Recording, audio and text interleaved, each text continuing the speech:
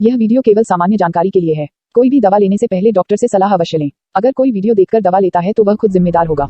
धन्यवाद।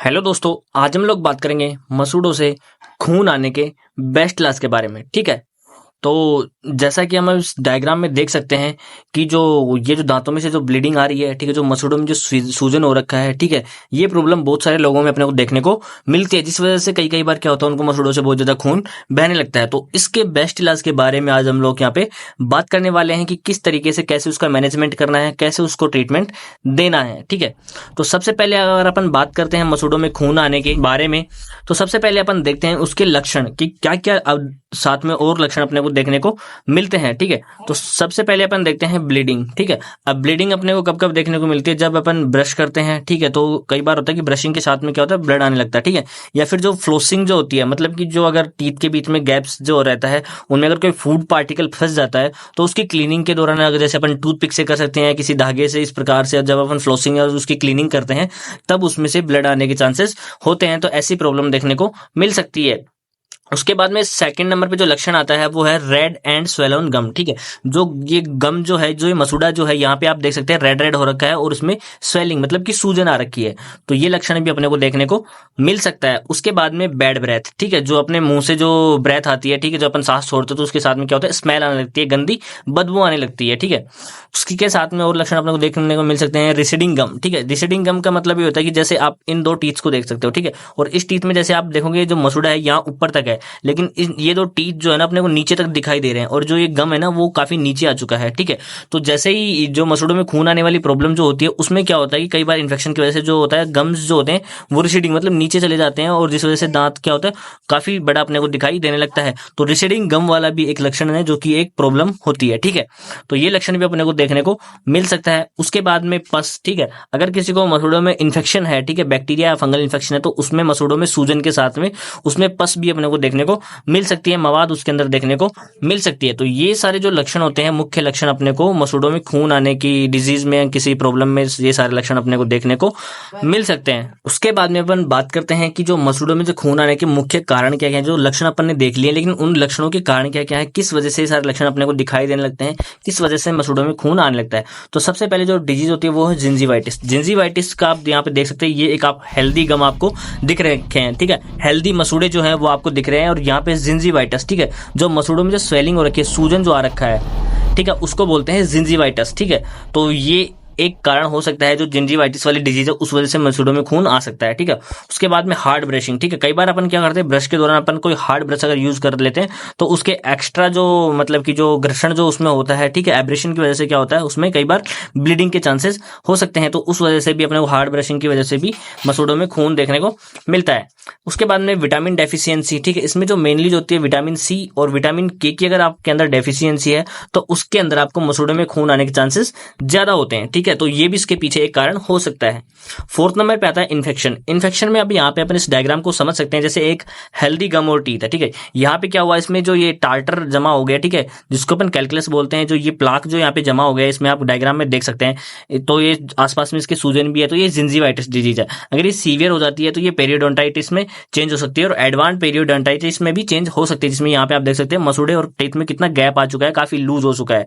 तो ये काफी सीवियर इन्फेक्शन है। ठीक है, तो यहाँ पे अपन बैक्टीरियल और जो फंगल इन्फेक्शन है वो अपने को देखने को मिल सकता है। तो उस वजह से भी मसूड़ों में खून आ सकता है, या खून आने के कारण ये हो सकता है। इन्फेक्शन भी उसमें से एक मेन रीजन होता है। ठीक है, उसके बाद में टोबैको। अगर आप बहुत ज्यादा टोबैको यूज करते हैं तो उस वजह से आपके जो टीथ जो होते हैं, ठीक है, टीथ के यहाँ पे क्या होता है, प्लाक जमा हो जाता है, रेड सा जमा हो जाता है, जिस वजह से उसमें जो बैक्टीरिया, ठीक है, पनपने के चांसेस बहुत ज्यादा होते हैं, और इन्फेक्शन फैलने का डर बहुत ज्यादा होता है। इस वजह से आप देखते हो कि टोबैको जो यूज करते हैं उन लोगों क्या होता है कि बहुत ज्यादा माउथ कैंसर हो जाता है, क्योंकि उनके अंदर जो बैक्टीरिया होते हैं वो इतना जल्दी ग्रोथ हो जाते हैं, इतने ज्यादा बढ़ते हैं कि उनको कैंसरस स्टेज का भी सामना करना पड़ सकता है। ठीक है, तो ये भी एक प्रॉब्लम हो सकती है। तो ये सारे जो मेन रीजन होते हैं, मुख्य कारण जो होते हैं मसूड़े में खून आने के, वो 5 रीजन अपने यहाँ पे देख लिए हैं। लेकिन अब अपन बात करेंगे, ये जो लक्षण और कारण तो देख लिया अपन, लेकिन इसका बेस्ट इलाज कि मसूड़ों में अगर किसी को खून आ रहा है, कोई पेशेंट आपके पास आता है या कोई पेशेंट डॉक्टर के पास जाता है, तो डेंटिस्ट उसको क्या ट्रीटमेंट देता है, क्या अपनी तरफ से बेस्ट ट्रीटमेंट देता है, ताकि उसका एक ही बार में उसके मसूड़ों में खून आना बिल्कुल बंद हो जाए।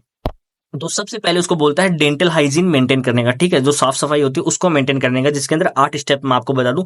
हेल्दी फूड आपको खाना है, जिसके अंदर विटामिन सी और विटामिन के की जो भरपूर मात्रा अगर मिलती हो जिस खाने में, वो आपको खाना होता है, ठीक है। रेगुलर आपको हर 6 महीने में आपको डेंटिस्ट के पास चेकअप करवाना होता है, ठीक है। आपकी जो टंग क्लीनर के सहायता से आप टंग को भी क्लीन रख सकते हैं, ये नहीं कि आपने ब्रश कर लिया, टंग को भी क्लीन करना बहुत ज्यादा जरूरी होता है, ठीक है। आप विटामिन खा सकते हैं, विटामिन सी की जो टैबलेट आती है और जो विटामिन की जो टैबलेट्स आती है वो आप ले सकते हैं, ठीक है। डेंटल फ्लोस जो आते हैं, जो कि अगर दो दांतों में बीच में गैप है तो आप उसको, जो फूड पार्टिकल्स अंदर फंसे हुए हैं उनको साफ करने के लिए आप उनका यूज, डेंटल फ्लोस का यूज कर सकते हैं। स्मोकिंग बिल्कुल भी नहीं करना है, कंटिन्यूअसली आपको रेगुलर आपको ब्रश करना है, ठीक है। और आपको ज्यादा गर्म चीजें भी नहीं पीनी होती, जैसे हॉट कॉफी और हॉट चाय अगर आप ज्यादा गर्म पीते हैं उस वजह से क्या होता है, सेंसिटिविटी के चांसेस बहुत ज्यादा होते हैं, तो उस वजह से भी आपको मसूड़ों में खून आ सकते हैं। तो ये चीजें आपको नहीं करनी है, डेंटल हाइजीन को आपको बहुत ज्यादा मेंटेन रखना होता है। उसके बाद में सेकंड नंबर पे है गम मसाज, ठीक है। जैसे अपनी जो अपन खाना खाने के बाद में जो अपने मसूड़े होते हैं उन पे कई बार क्या होता है, फूड पार्टिकल्स इकट्ठा हो जाते हैं, जमा हो जाते हैं, तो अपन अंगुली की हेल्प से इधर से और इधर से ऐसे करके मसाज करके अपन उन फूड पार्टिकल्स को निकाल सकते हैं। जैसे अपन कुल्ला करते हैं तो उसी दौरान आप अंगुली की हेल्प से गम मसाज कर सकते हैं, जिससे कि फंसे हुए फूड पार्टिकल्स बाहर निकल जाएं, ठीक है। तो ये ओरल हाइजीन जो होती है, डेंटल हाइजीन, वो मेंटेन करना बहुत ज्यादा जरूरी है, ठीक है। लेकिन अब किसी को अगर खून आ रखे हैं, ठीक है, खून आते हैं, तो वो अभी उसको क्या मेडिसिनल ट्रीटमेंट दिया जाता है उसके बारे में हम यहाँ पे बात करते हैं। तो सबसे पहले अपन बात करते हैं गम पेंट, जिसके अंदर अपन यूज करने वाले सेंसोफॉर्म, ठीक है। सेंसोफॉर्म गम पेंट आप यहाँ पे यूज करते हैं। जो ये जो सेंसोफॉर्म गम पेंट है, इसको ना बहुत ज्यादातर जो बैक्टीरियल इन्फेक्शन जो होते हैं, ठीक है, दांत के अंदर, या फिर जो प्लाक जो जमा हो जाता है यहाँ पे दांत के ऊपर, जो प्लाक जमा हो जाता है, ठीक है, जिंजिवाइटिस, ठीक है, उसकी स्वेलिंग को कम करने के लिए, ठीक है, और जो बैक्टीरियाज होते हैं वहां पे उनकी ग्रोथ को कम करने के लिए इसको यूज किया जाता है। और उसकी जो दांतों में सेंसिटिविटी होती है, गर्म ठंडे की जो सेंसिटिविटी होती है, उसको भी रिड्यूस करने के लिए इसको यूज किया जाता है। तो गम पेंट को एक बार सुबह और एक बार शाम को अपने को यूज करना होता है। दांतों के ऊपर जो गम्स जो होते हैं, जहां पे स्वेलिंग वगैरह है, तो वहां पे लगाना होता है। आप फिंगर की हेल्प से भी उसको लगा सकते हैं, ठीक है। उसके बाद में सेकंड नंबर पे जो आता है, मैंने अभी आपको बताया कि विटामिन सी की कमी से जो विटामिन डेफिशिएंसी होती है उसकी वजह से भी मसूड़ों में खून आने की प्रॉब्लम होती है। तो यहाँ पे आपको लिम्सी 500 की जो विटामिन सी की च्यूएबल टैबलेट आती है, ठीक है, इसको आपको ध्यान रखना है कि पानी के साथ निगलना नहीं है, रोजाना की एक टैबलेट आपको चूसना होता है, ठीक है। आप जैसे मुंह में लेकर जैसे अपन टॉफी चूसते हैं ना, उस तरीके से आपको चूसना होता है, ताकि जो विटामिन सी है धीरे धीरे करके आपके बॉडी में जाएगी, ठीक है। अगर आप इसको डायरेक्ट खाते हो तो उसका इतना इफेक्ट देखने को नहीं मिलता है, इसको चूसना ही बेटर होता है, ठीक है। तो 500 mg की जो लिम्सी की जो टैबलेट होती है, रोजाना एक टैबलेट आपको दोपहर में, आप इसको खाना खाने के बाद में कभी भी आप एक टैबलेट ले सकते हैं, इसको चूस सकते हैं, मतलब, ठीक है। उसके बाद में थर्ड नंबर पे जो आती है जो टैबलेट, अगर जो उसको ब्लीडिंग आ रखी है, ठीक है, अगर ब्लीडिंग हो रही है तो उसको ब्लीडिंग को एक्यूट ब्लीडिंग को रोकने के लिए अपने को जो एंटी हिमेटिक जो ड्रग होती है, ठीक है, उनका यूज करना पड़ता है, ठीक है, जो कि ब्लड के फ्लो को रोकती है। जो इथाम जो सिप्ला की जो टैबलेट होती है, जिसके अंदर होता है इटामसाइलेट, ठीक है, इटामसाइलेट 500 mg की जो टैबलेट होती है उसको यूज करना होता है, ताकि जो ब्लीडिंग जो अपने दांतों के बीच में से आ रही है उसको रोका जा सके, ठीक है। तो इस टैबलेट को अपन एक टैबलेट सुबह और एक टैबलेट शाम को खाना खाने के बाद में यूज करते हैं, ठीक है। अगर किसी को मान लेते हैं इन्फेक्शन वगैरह नहीं है, जैसे मसूड़ों में सूजन नहीं है, ठीक है, मसूड़ों में कोई इन्फेक्शन नहीं है, स्वेलिंग नहीं है, लेकिन फिर भी उसके मसूड़ों में से ब्लीडिंग आ रही है, तो आप अगर इतना ट्रीटमेंट उसको देते हो तो वो कंप्लीटली ठीक हो जाता है, क्योंकि उसके अंदर हो सकता है विटामिन की कमी से, है ना, और जो सेंसिटिविटी वगैरह है जो अपने गम पेंट दिए उससे वो ठीक हो जाता है। लेकिन अगर उसके हो सकता है कि उसको गम के अंदर मतलब कि जो स्वेलिंग हो रखी है, ठीक है, इन्फेक्शन भी हो सकता है, तो उसके लिए आपको फर्दर ट्रीटमेंट क्या देना है, आपको ये ट्रीटमेंट तो देना है, लेकिन साथ में और चीजें आपको क्या देने की जरूरत पड़ती है, ठीक है। उसके बाद में फोर्थ नंबर पे अगर उसके अंदर इन्फेक्शन है, ठीक है, मसूड़ा फूला हुआ है, ठीक है, उसके अंदर पस अगर क्रिएट हो रखी है, ठीक है, इन्फेक्शन अगर आपको लगता है कि उसके अंदर इन्फेक्शन हो रखा है, तो आपको टैबलेट, एंटीबायोटिक टैबलेट यूज करने की जरूरत है, जिसके अंदर अपन ऑगमेंटिन ड्यूओ, ठीक है, जिसके अंदर अमोक्सिसिलिन और कैलोनेट जो आता है उसको 625 mg की जो टैबलेट होती है वो एक टैबलेट सुबह और एक टैबलेट शाम को खाना खाने के बाद में पेशेंट को दी जाती है, ठीक है, ताकि उसका जो इन्फेक्शन होता है या फिर जो बैक्टीरिया जो जमा है, जो दांत के अंदर जो प्लाक जो जमा हो जाता है, ठीक है, जो दांत के ऊपर आपको देखते हो कि जैसे ब्राउन ब्राउन कलर का जो प्लैक जो जमा हो जाता है, उसके अंदर बैक्टीरिया पनपने लगते हैं, तो उन बैक्टीरिया को खत्म करने के लिए एंटीबायोटिक टैबलेट को यूज करना बहुत ज्यादा जरूरी होता है उस इन्फेक्शन को खत्म करने के लिए। उसके बाद में जो 5th नंबर पे जो टैबलेट आती है वो मेट्रोजिल 400, ये भी एक तरीके की एंटीबायोटिक होती है, ठीक है। इस टैबलेट को अपन यूज करते हैं ताकि जो बैक्टीरिया जो वहां पे प्रेजेंट रहते हैं, ठीक है, माउथ के अंदर अगर कोई बैक्टीरियल इन्फेक्शन है तो उसके लिए मेट्रोजिल बहुत ज्यादा यूज की जाती है। और ऑगमेंट 625 जब भी अपन किसी पेशेंट को देते हैं तो उसको डायरिया नहीं हो जाए, ठीक है, उसका जो साइड इफेक्ट है, क्योंकि काफी हैवी एंटीबायोटिक होते हैं, इसकी वजह से पेशेंट को डायरिया होने के चांसेस रहते हैं, ठीक है, उसको खाना ना पचने, एसिडिटी वाली प्रॉब्लम देखने को मिल सकती है। तो उसको रोकने के लिए भी अमोक्सी 625 के साथ में मेट्रोजिल 400 की टैबलेट दी जाती है। तो अगर आप ये टैबलेट देते हो तो पेशेंट को डायरिया जैसी प्रॉब्लम नहीं होगी। और एक एंटीबायोटिक है ताकि माउथ के लिए जो बैक्टीरिया जो उसमें है, ठीक है, उनको बढ़ने से रोकती है, ताकि और जो बैक्टीरिया जो प्रेजेंट हो, हार्मफुल बैक्टीरिया, उनको किल कर देती है। तो ये टैबलेट भी ऑगमेंट 625 के साथ में एक टैबलेट सुबह और एक टैबलेट शाम को पेशेंट को दी जाती है खाना खाने के बाद में, ठीक है। उसके बाद में 6 नंबर पे जो टैबलेट आती है, ठीक है, अगर मसूड़ों में जो स्वेलिंग है, ठीक है, जो मसूड़े हैं यहाँ पे स्वेलिंग है, वहाँ पे सूजन जो आ रखी है और दर्द हो रखा है, ठीक है, पेशेंट को स्वेलिंग है तो हो सकता है जो ब्लीडिंग आती है उसके साथ में पेशेंट को दर्द भी हो सकता है। अगर उसको कंटिन्यूसली दर्द रहता है तो जीरोडोल एसपी की टैबलेट, ठीक है, एसिक्लोफेनेक इसके अंदर जो क्या है वो दर्द को खत्म कर देगा। पैरासीटामोल जो है और एसिक्लोफेनेक दर्द और बुखार दोनों को खत्म करते हैं, दर्द की वजह से वो फीवर भी नहीं आने देती। और जो सेरोपेप्टाइड है वो स्वेलिंग जो उसके अंदर हो रखी है उस स्वेलिंग को कम करता है, ताकि पेशेंट का जो मसूड़ा जो सूजन है वो बिल्कुल खत्म हो जाए। तो जीरोडोल एसपी की टैबलेट सुबह और शाम एक एक टैबलेट पेशेंट को दी जाती है, ठीक है। तो अगर आप इतना इसको ये देते हो तो उसका पेशेंट को क्या है, मसूड़े में बिल्कुल भी दर्द नहीं होता है, ठीक है। तो ये इतना ट्रीटमेंट आपको देना होता है। उसके बाद में मैं बात करूं कि जो माउथ वॉश जो होता है, एंटीसेप्टिक माउथ वॉश यहाँ पे आपको यूज करना है, जिसके अंदर क्लोरहेक्सिडिन जो प्रेजेंट होता है वो माउथ वॉश आप ले सकते हैं, ठीक है। तो ये माउथ वॉश आपको यूज करना है जैसे आप खाना खाते हैं, ठीक है, या खाना खाने से पहले और खाना खाने के बाद में आपको ब्रश करने के साथ में माउथ वॉश को दिन में 2 या 3 बार आप उसको यूज करेंगे, सुबह, दोपहर और शाम, ठीक है, 3 बार आप इसको यूज कर सकते हैं ताकि आपके माउथ के अंदर कोई भी बैक्टीरिया प्रेजेंट ना हो, ठीक है, ओरल हाइजीन को मेंटेन किया जा सके, डेंटल हाइजीन को मेंटेन किया जा सके। तो ये कंप्लीट ट्रीटमेंट जो है, मसूड़ों में खून आना, जिंजीवाइटिस वगैरह जो डिजीज होती है, ठीक है, मसूड़ों में जो स्वेलिंग होती है, मसूड़ों के अंदर जो पस जमा हो जाती है, उसके लिए ये कंप्लीट ट्रीटमेंट पेशेंट को दिया जाता है। अगर इतना ट्रीटमेंट आप उसको 5 दिन के लिए आपको ये ट्रीटमेंट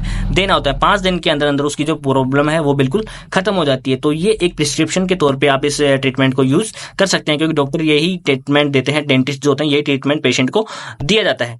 उसके बाद में जो मेन चीज आपको जो ध्यान रखने वाली है, आप इसका स्क्रीनशॉट ले सकते हैं, ठीक है। मेन चीज जो आपको ध्यान रखनी है कि जैसे किसी के ऊपर मैंने अभी आपको बताया जो गम्स होते हैं, उसके बाद में जो प्लेग जो जमा होता है जिसको अपन टार्टर जो बोलते हैं, ठीक है, इसको स्केलिंग करना मतलब इसको क्लीन करना बहुत ज्यादा जरूरी है। अगर आप मतलब कि इसको डेंटिस्ट के पास रेफर किया जा सकता है पेशेंट को, ताकि जो प्लेग जो जमा है उसको क्लीन किया जा सके, क्योंकि अगर वो क्लीन नहीं होगा तो जो गम्स जो है वो रिसीडिंग होते जाएंगे। जो गम अभी यहाँ तक है वो काफी और नीचे तक आ सकते हैं। तो गम क्या होता है, धीरे धीरे नीचे चले जाते हैं और दांत क्या होता है, नीचे तक दिखने लग जाता है।